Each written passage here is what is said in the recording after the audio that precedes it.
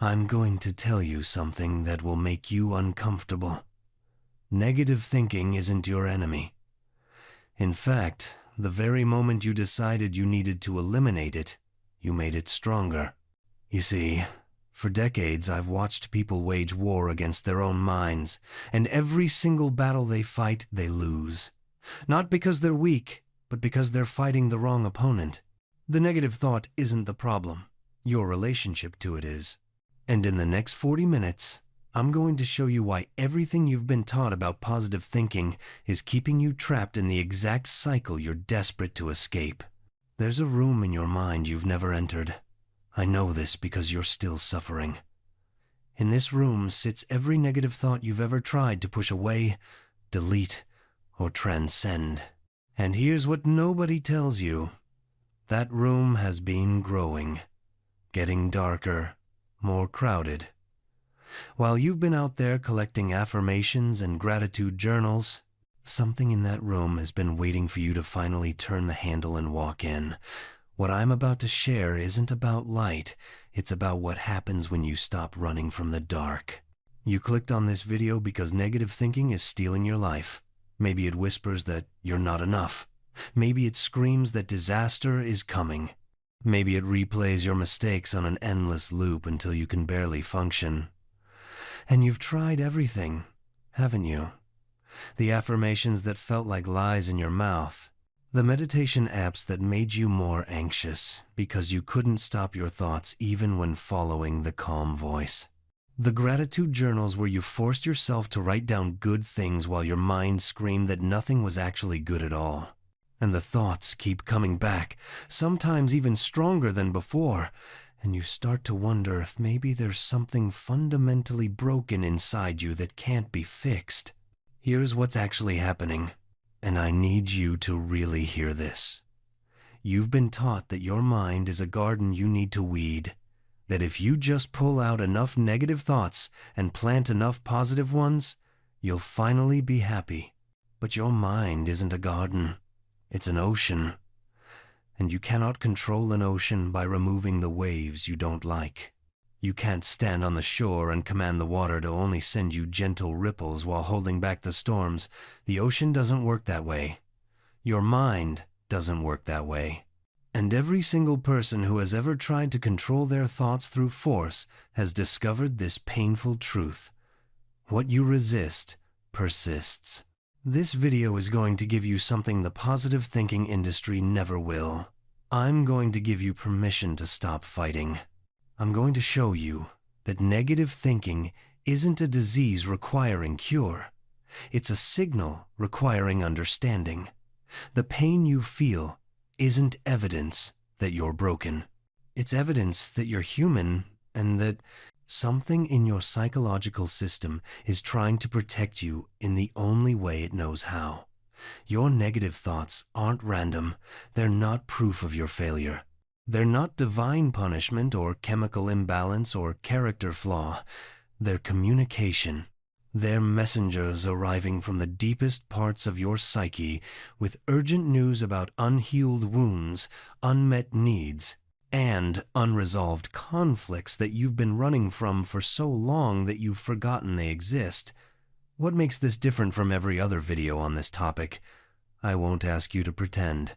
I won't give you mantras that feel like lies. I won't tell you to just think positive and everything will magically transform. Instead, I'm going to show you 3 steps rooted in how the psyche actually works, not how we wish it worked. These steps don't eliminate negative thinking through suppression or spiritual bypassing. They transform your relationship to thought itself, so that negativity loses its power to control. And here's the beautiful paradox that nobody tells you. When you stop trying to eliminate negative thoughts, they naturally begin to lose their grip on you. Not because you're using some clever psychological trick, but because consciousness itself is transformative. When you bring genuine awareness to something without resistance, it evolves naturally on its own. By the end of this video, you won't be fixed. You'll be free, and you'll understand why you never needed fixing in the first place. So take a breath, get comfortable, and prepare to meet your mind in a completely different way than you ever have before. Let me take you inside a moment that changed how I understood the human mind forever. I had a patient once, a woman in her 30s, successful by every external measure, who came to me with a problem that was destroying her life. She couldn't sleep. Not because she wasn't tired. She was exhausted.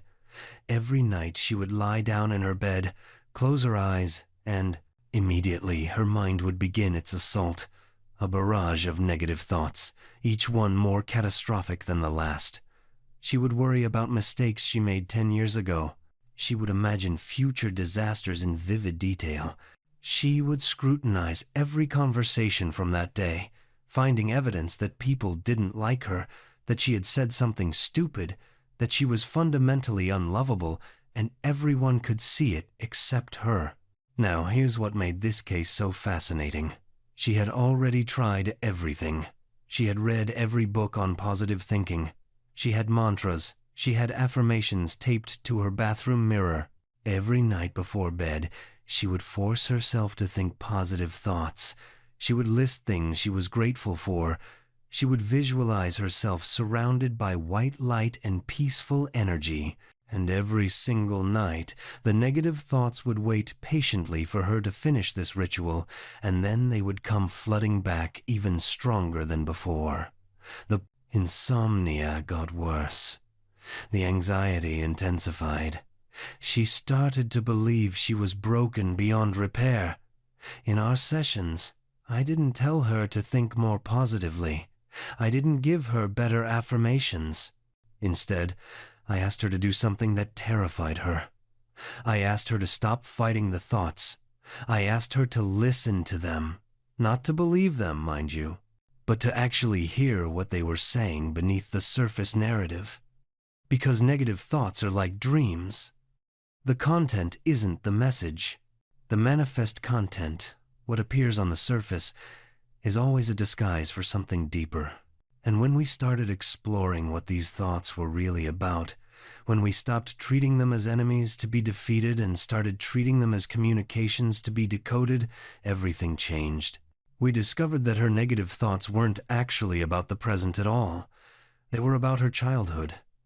She had grown up in a home where love was conditional, where she had to be perfect to be accepted, where any mistake was met with criticism or withdrawal of affection. As a child, she developed a strategy to survive this environment: hypervigilance. She learned to constantly scan for potential mistakes, to replay interactions, searching for errors, to imagine worst-case scenarios so she could prepare and protect herself. This strategy worked. It kept her safe. It helped her navigate an emotionally dangerous childhood.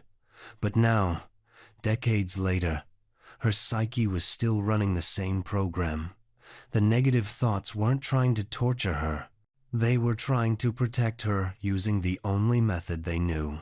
They were saying, stay alert, find the dangers, don't let your guard down, because if you do, you won't be safe. The turning point came when she stopped trying to eliminate these thoughts and started speaking to them differently. Instead of, I need to get rid of this anxiety, she began to say, thank you for trying to protect me. I know you think we're still in danger, but we're actually safe now. Instead of fighting the insomnia with more positive thinking, she would lie in bed and acknowledge the fear. I see you. I hear you. I understand why you're here. And something remarkable happened. Not overnight, not magically, but gradually, genuinely. The thoughts began to soften. The insomnia began to ease, not because she had defeated her negative thinking, but because she had finally understood it. She had integrated it. She had made peace with the part of herself that was still a frightened child trying to stay safe in a world that once wasn't safe at all. Your negative thoughts, too, are messengers, but you've been shooting the messenger. You've been treating the smoke alarm like it's the fire. And every time you try to rip the alarm off the wall with positive affirmations and gratitude practices, it just gets louder because your psyche thinks you're not getting the message. But this raises a question that might disturb you. If negative thoughts are messengers, what exactly are they trying to tell us? And why do they speak in such a cruel voice? Why does the protective part of your mind sound like your worst enemy? That's what we need to understand next. I want you to imagine something with me. Imagine your mind as a grand theater, a beautiful, ornate space with red velvet seats and golden balconies and a massive stage with heavy curtains. In this theater, thoughts are actors. Every thought that crosses your awareness is a performer stepping into the spotlight, delivering their lines, playing their role. Now, here's what most people don't understand. Negative thoughts aren't villains who snuck in through the back door. They're not intruders or invaders or symptoms of mental illness. They're actors you hired. You hired them a long time ago, probably when you were very young, when you needed them desperately. Let me explain what I mean. When you're a child, your psyche is constantly trying to solve problems. How do I get love? How do I stay safe? How do I make sense of things that don't make sense? And your young mind starts holding auditions. It starts casting actors to play specific roles that will help you survive. If you grew up in chaos, you might have hired an actor called hypervigilance to constantly scan for danger. If you grew up with criticism, you might have hired an actor called self-doubt to criticize you first before anyone else could. If you grew up with abandonment, you might have hired an actor called catastrophic thinking to prepare you for the inevitable moment when people leave. These actors were perfect for their roles. They helped you survive. They gave you strategies to navigate difficult circumstances. But here's what happened. You grew up. Your circumstances changed. You're no longer in that childhood environment. But nobody told the actors. They're still performing the same script they learned decades ago. They're still delivering the same lines. Hypervigilance is still scanning for dangers that no longer exist. Self-doubt is still protecting you from criticism that isn't coming. Catastrophic thinking is still preparing you for abandonments that aren't happening. And now these actors are performing their old script in a completely different play. It doesn't fit anymore. It doesn't match the current reality. But they don't know that. They think they're still saving your life. So when you try to kick them off stage, when you try to eliminate them or replace them with positive thinking actors who just arrived yesterday and don't know the history, these old actors fight back. They get louder. They perform with more intensity. Because from their perspective, you're trying to fire the very thing that kept you alive. The mistake we make is thinking we need to get rid of these actors. Fire them. Eliminate them. Replace the whole cast with cheerful, positive performers who only say nice things. But that's not how the theater of the mind works. You can't just fire these parts of yourself. They're not separate from you. They are you. They're parts of you that formed in response to real experiences, real pain, real needs. And they won't leave until they feel safe leaving. They won't retire until they trust that you don't need them anymore. So what do we do instead? We give them a new script. We acknowledge their years of service. We thank them for keeping us safe when we actually were in danger. And then, gently, with compassion, we teach them that the show has changed. We're performing a different play now, one where they can have different roles, one where hypervigilance can become healthy awareness, where self-doubt can become wise discernment, where catastrophic thinking can become realistic planning. But here's the revelation that changes everything. And I need you to really absorb this. You are not the audience sitting in the theater watching these thoughts perform. You think you are. You think you're passively watching. Your mind put on a show you have no control over. But that's the illusion. You're not the audience. You're the director. You've always been the director. You just forgot. You've been so identified with the performance, so caught up in the drama on stage, that you forgot you're the one who has the power to guide it, to reshape it, to decide what this theater produces. The negative thoughts aren't running the show. Your unawareness is running the show.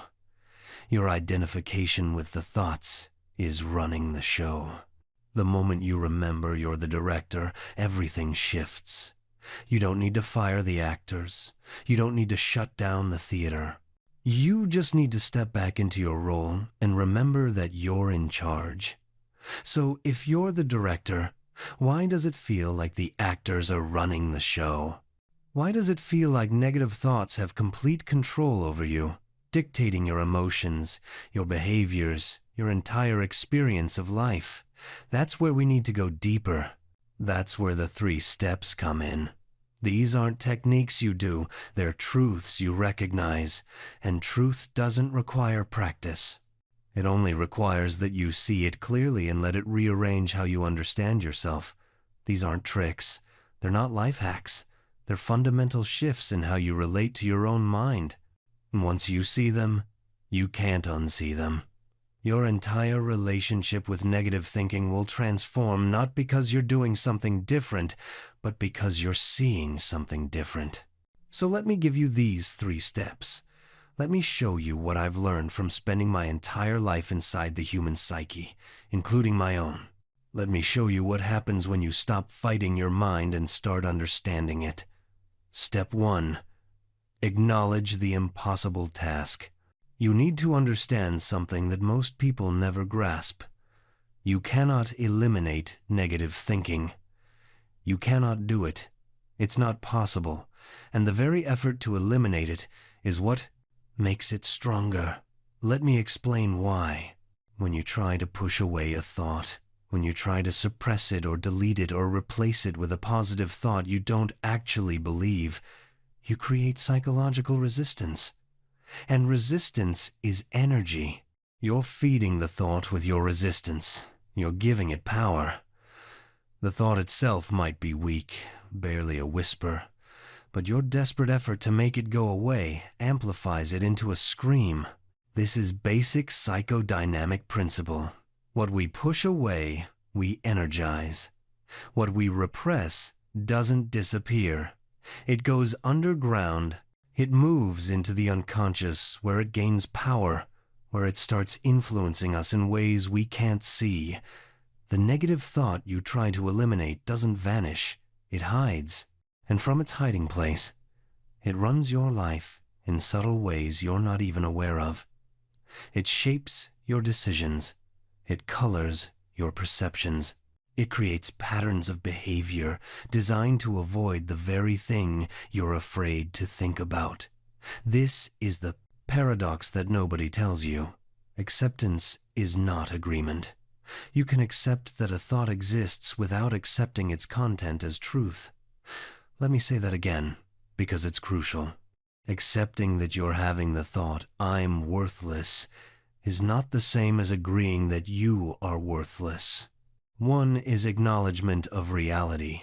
The thought is present. That's a fact. The other is belief in the thought's content. And those are 2 completely different things. But most people conflate them. They think if they acknowledge the negative thought, if they stop fighting it, that means they're agreeing with it. So they fight harder, and the thought gets stronger. And they fight harder, and the cycle continues until they're exhausted and convinced they're broken. What I'm teaching you is something different. I'm teaching you to develop what we might call witness consciousness. This is the part of you that can observe thoughts without becoming them, without identifying with them, without believing that you are your thoughts, because you're not. You are the awareness in which thoughts appear. You are the space in which the theater performance happens. You are not the actor delivering the line, "I'm not good enough." You are the consciousness that notices an actor has appeared and is delivering that line. This distinction sounds simple, but it changes everything. When you're identified with the thought, when you believe you are the thought, you have no distance from it. You have no perspective. You're drowning in it. But when you recognize yourself as the witness, as the awareness observing the thought, suddenly there's space. There's room to breathe. The thought is still present, but it doesn't have the same grip on you. It's like the difference between being caught in a wave and watching a wave from the shore. Same wave, completely different experience. Now, let me tell you why positive affirmations often backfire, because this is related. When you're feeling deeply anxious or depressed or worthless, and someone tells you to just repeat, "I am confident, I am worthy, I am enough," what happens in your psyche? You create cognitive dissonance. That's the psychological term for holding two contradictory beliefs at the same time. On the surface, you're saying, "I am worthy," but underneath, you're feeling, "I am worthless." And your psyche knows you're lying. It feels the gap between the affirmation and your actual felt experience. And that gap creates tension, discomfort, sometimes even more anxiety than you started with. This is why people who read the most self-help books often feel the worst. They're constantly trying to paste positive thoughts over negative feelings, and it doesn't work. It can't work. Because healing doesn't happen through denial. It happens through integration. It happens through bringing conscious awareness to what's actually happening inside you, not trying to pretend it's something else. So what's underneath your particular defensive structure? What are you hiding from yourself? Maybe it's that you're terrified of being ordinary, that all your striving, all your ambition, is actually covering up a deep fear that without constant achievement, you're worthless. And that fear?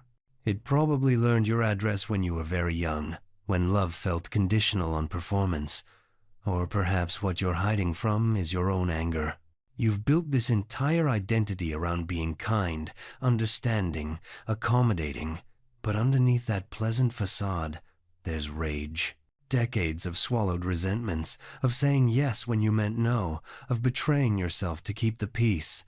And that anger terrifies you, because expressing it might mean losing relationships, losing approval, losing the version of yourself you've worked so hard to maintain. The defenses don't want you to look at this. They'll tell you that you're fine, that everyone else is the problem, that if you just find the right partner, job, or city, everything will fall into place. They'll keep you busy with distractions, addictions, drama, anything to avoid sitting with what's actually true. But here's what I've seen time and time again. The moment you stop running, the moment you turn toward what you've been defending against, something shifts. Not because the pain disappears. It doesn't. But because you stop being controlled by it. I had a patient once, brilliant woman, who spent 20 years in relationships with unavailable men. Each time, she'd convince herself this one was different. Each time, devastation. We could have spent those therapy hours analyzing each relationship, each man's flaws, but that wasn't the work. The work was asking, what does choosing unavailable men allow you to avoid? And eventually, after much resistance, the answer emerged. Intimacy itself. Real intimacy. Because real intimacy meant being truly seen, and being truly seen meant someone might discover she wasn't enough. Better to love someone who can't love you back than to risk being rejected by someone who actually could. That's the defense. That's the repetition compulsion. We recreate the wound because the wound is familiar, and the ego mistakes familiarity for safety. Now you understand why people remain stuck. Not because they are weak, not because they lack willpower, but because the unconscious has confused times, repetition times with times resolution asterisk. The child who is ignored does not seek attention in healthy ways. No, they seek it through chaos, through crisis, through becoming so problematic that someone must pay attention. And when they receive that attention born of alarm rather than love, what do they feel? A terrible satisfaction. Not happiness, never happiness, but the grim comfort of time's confirmation, asterisk. See? This is who I am. This is all I deserve. The woman who watched her mother's marriage crumble under the weight of infidelity does not simply avoid unfaithful men. No, that would be too conscious, too simple. Instead, she finds herself drawn precisely to those men who carry the scent of betrayal, whose eyes wander even in the first flush of romance. And she tells herself, this time will be different. This time, *I times, will be enough to make him stay. But it is never different. It cannot be different. Because she is not choosing a partner, she is casting an actor in a play written decades ago, and the script demands betrayal in the third act. Do you see the tragedy? The compulsion does not seek happiness. It seeks time's completion, times of an old story. It seeks to transform a passive wound into an active repetition, where this time times the victim becomes the author, the one in control. But this is an illusion. The repetition never heals. It only times deepens the groove *.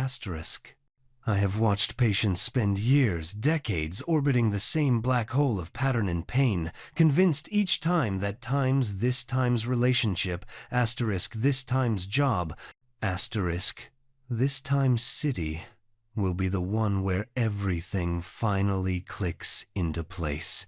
And each time, they find themselves standing in the ruins of the same disaster, wearing different clothes, but speaking the same lines. The unconscious does not learn from experience. This is what your self-help literature will never tell you, this uncomfortable truth that undermines the entire edifice of growth mindset and learning from mistakes. The unconscious does not process new information and update its operating system accordingly. It does not sit down after a failed relationship and think, "Ah, yes, I see now where I went wrong. Next time I shall do better." No, the unconscious repeats. It insists. It recreates the original wound with astonishing fidelity, using whatever materials the present moment provides. A woman whose father was emotionally absent will not simply work on herself and choose differently. She will find herself, again and again, in the company of men who cannot show up, cannot be present, cannot offer the emotional availability she craves. And when you ask her why, when you point out the pattern, she will have 1,000 rational explanations. He seemed different at first. The timing was bad. I thought I could help him change. She does not see that she is casting the same play with different actors, staging the same scene in different theaters, hoping somehow that this performance will have a different ending. This is the true horror of repetition compulsion, not that we repeat, but that we do so while believing ourselves to be moving forward. We experience each iteration as novel, as fresh possibility, as this time will be different, *. The woman feels genuinely surprised when the emotionally unavailable man withdraws. The man authentically shocked when the critical partner finds him lacking. They do not recognize themselves as the authors of their own tragedy, writing the same script over and over with minor variations in setting and costume. The pattern runs so deep that it becomes invisible, like the wallpaper in a childhood. Home that we no longer consciously see, but which has shaped our very notion of what walls should look like. We believe ourselves to be choosing freely, exercising our adult autonomy in matters of the heart, when in truth we are sleepwalking through a script written in a language we have forgotten we ever learned. Consider the elaborate machinery of this self-deception. A woman who witnessed her father's rage learns to monitor the emotional temperature of every room she enters, develops radar so sensitive she can detect the subtlest shift in atmospheric pressure. This becomes her gift, exceptional empathy, an uncanny ability to read others. She is praised for her emotional intelligence, her sensitivity, her intuitive understanding of human nature. But what we call her gift is also her prison. She cannot simply be present in a relationship. She must always be vigilant, always scanning for signs of the storm she knows from ancestral memory must eventually arrive.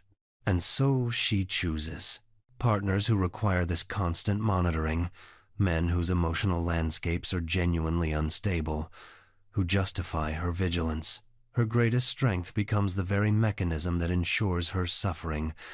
Or the man who learned early that his needs were too much, that his hunger frightened the mother who could barely feed herself emotionally. He develops a remarkable self-sufficiency, becomes the one everyone can count on, the rock, the steady presence. Women are initially drawn to this solidity, this independence, this man who seems to need nothing, until they discover that his self-sufficiency is not strength but a fortress, that his independence is not freedom but isolation. He truly believes he is being strong when he shares nothing, when he processes everything alone, when he makes himself unavailable precisely when intimacy requires vulnerability. He experiences his partner's eventual frustration as proof that his original assessment was correct, that his needs are indeed too much.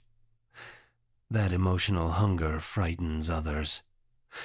What develops is the performance I have observed so many times: a man relating without revealing, connecting without closeness, partnering without presence. He perfects the art of emotional adjacency, close enough to satisfy social expectations, distant enough to protect what he believes is his dangerous inner world. He speaks without saying, listens without hearing, touches without truly feeling the exchange.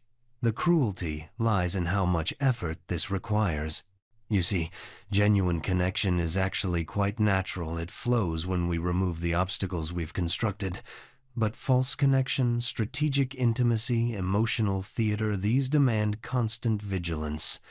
He must monitor every sentence for accidental revelation, every gesture for unintended vulnerability. He becomes exhausted performing normalcy, while his actual self remains backstage, unseen and unknown. His partner senses something missing but cannot name it. She may describe him as present but not there, available but unreachable. She receives his time, his attention, his body but not his interior landscape. She knows his preferences but not his fears, his habits but not his histories. The relationship becomes a kind of parallel play I observe in young children. Two people occupying the same space, engaged in similar activities, but not truly meeting. I have listened to these partners describe the peculiar loneliness of sleeping beside someone you cannot reach. They speak of feeling selfish for wanting more when he provides so much functionally. They question their own need for depth, wondering if their desire for emotional communion represents unrealistic expectations. He has successfully externalized his shame. She now carries the doubt that should rightfully belong to his childhood wounds. Eventually she may approach him with her concern and watch carefully what transpires. He does not become defensive in the obvious ways. Instead, he becomes reasonable. He explains that he shows love through actions, through reliability, through presence. He suggests that her emphasis on verbal expression or emotional processing reflects her needs, not universal requirements. He may even pathologize her desire for intimacy, framing it as insecurity or dependency. And here, we encounter one of the most insidious mechanisms in all of human relations, the weaponization of difference itself. Not merely saying we are different, but using that difference as a tool of invalidation, as evidence that one person's needs are reasonable while the others are excessive, neurotic, pathological. I have witnessed this pattern countless times in my consulting room. The woman who asks for emotional connection is told she is too needy. The woman who desires verbal affirmation is labeled insecure. The woman who seeks deeper intimacy is pathologized as dependent. Meanwhile, his withholding is reframed as strength, his emotional distance as self-sufficiency, his inability to meet her needs as her problem to solve. This is not merely conflict. This is the systematic redefinition of reality in service of one person's comfort at the expense of another's sanity.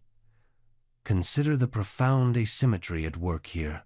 She is asked to accept his way of being, to understand that his silence is love, that his distance is presence, that his actions speak louder than words.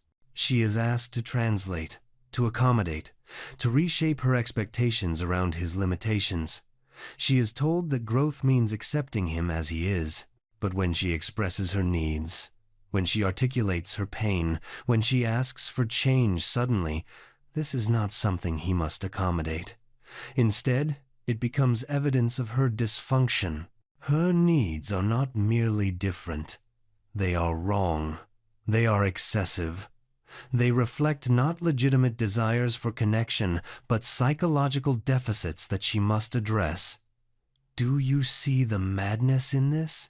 The sheer audacity of it?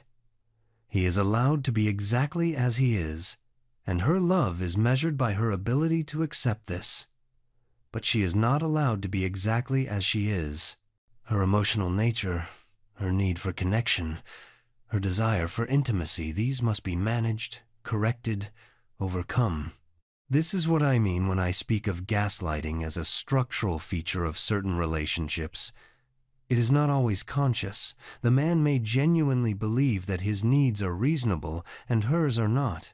He may truly see her desire for emotional intimacy as a problem to be solved rather than a legitimate aspect of human connection. But the effect remains the same.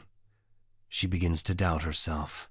She begins to wonder if she is, indeed, too much, too emotional, too demanding, too sensitive. She internalizes the diagnosis he has offered, and she begins the exhausting work of trying to become less needy, less emotional, less herself. And this is perhaps the cruelest trick of all. She does not recognize it as manipulation. She believes she is engaging in self-improvement. She believes she is learning to manage her emotions better. She believes she is growing up, becoming more mature, more reasonable. But what she is actually doing is learning to distrust herself.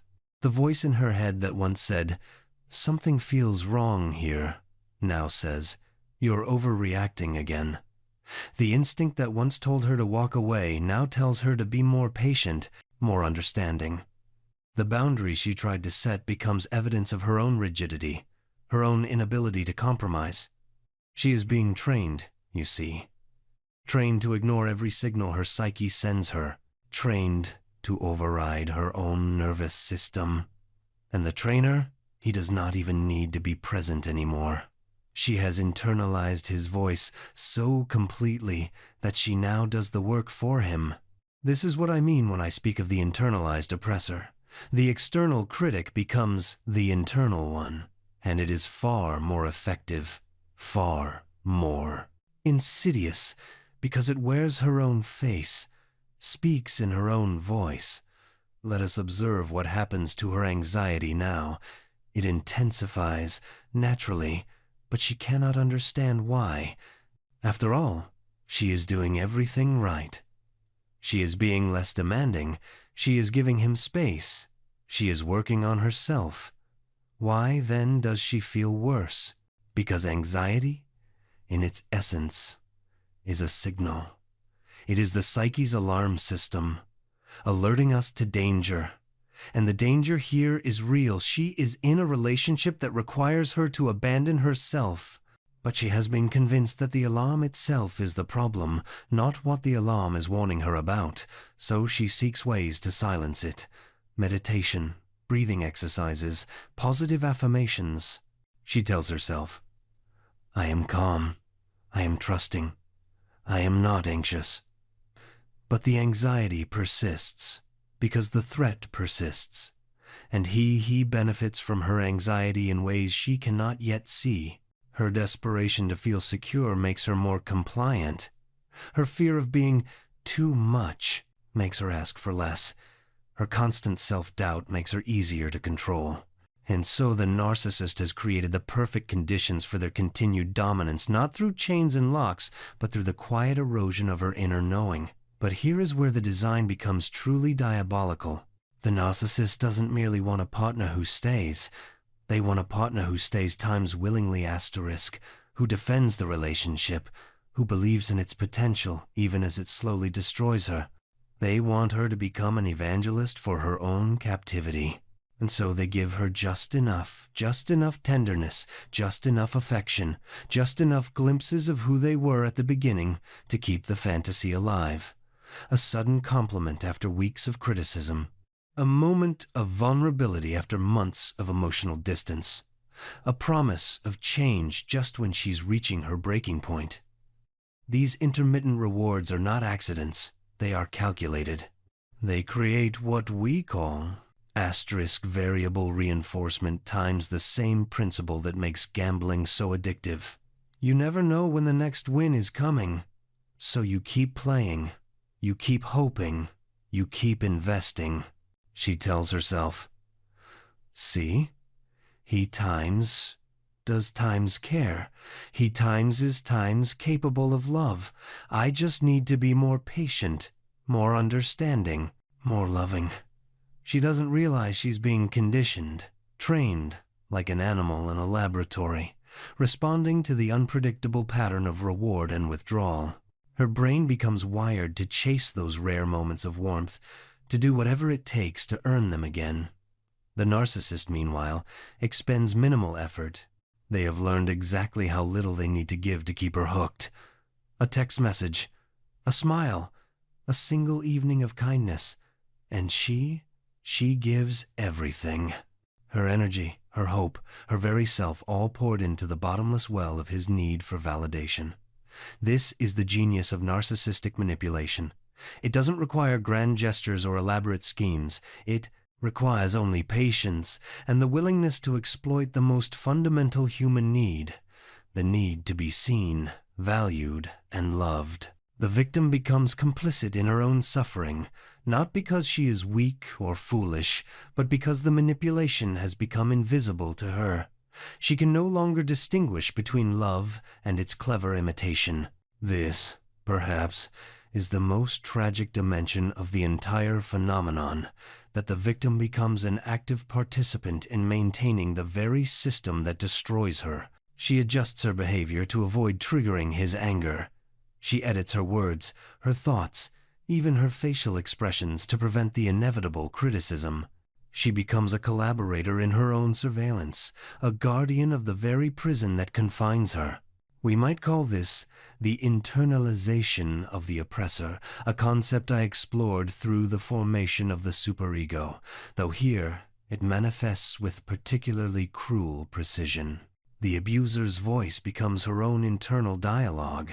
His standards become her standards. His contempt becomes self-contempt. She no longer requires his presence to feel inadequate. She has absorbed him so completely that he continues his work even in his absence.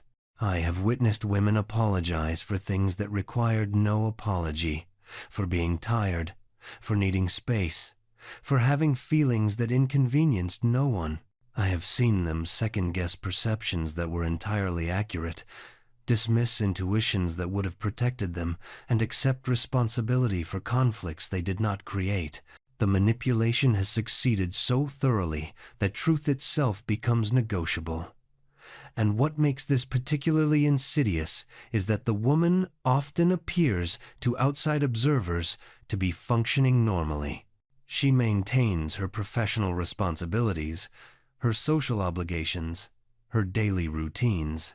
The destruction occurs in a space invisible to others, in the quiet erosion of her sense of self, in the gradual dimming of her vitality, In the quota, slow replacement of her authentic voice with an echo of his expectations. This is why intervention proves so difficult. The damage cannot be photographed or measured.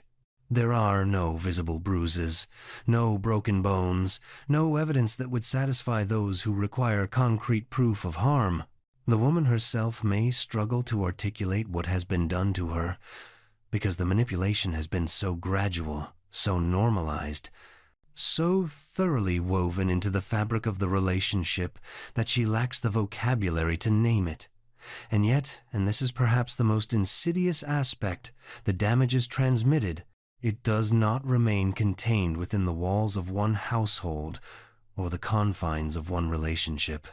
The woman who has been psychologically dismantled becomes the mother who cannot protect, the colleague who withdraws, the friend who slowly disappears from social circles.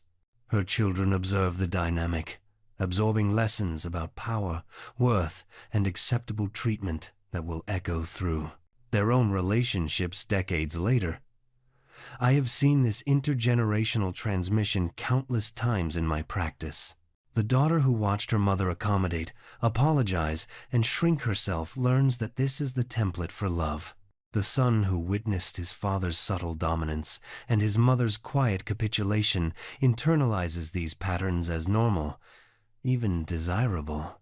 We pass our wounds to the next generation not through deliberate instruction, but through demonstration. Through the thousand small moments that children witness and internalize long before they possess the capacity for critical analysis.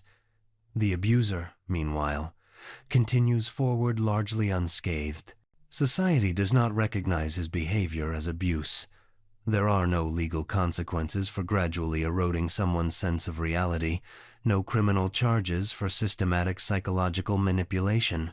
He moves through the world with his reputation intact, perhaps even enhanced, while she struggles to explain to friends and family why she seems changed, diminished, unable to function as she once did. This is why we must expand our understanding of harm beyond the visible and the measurable. Psychology offers us the tools to recognize what cannot be seen on the surface, the systematic dismantling of psychological integrity, the gradual destruction of a person's capacity to trust their own perceptions and judgments. The absence of physical evidence does not indicate the absence of profound damage. The question that haunts me, that should haunt all of us: how many women are living right now in this invisible prison?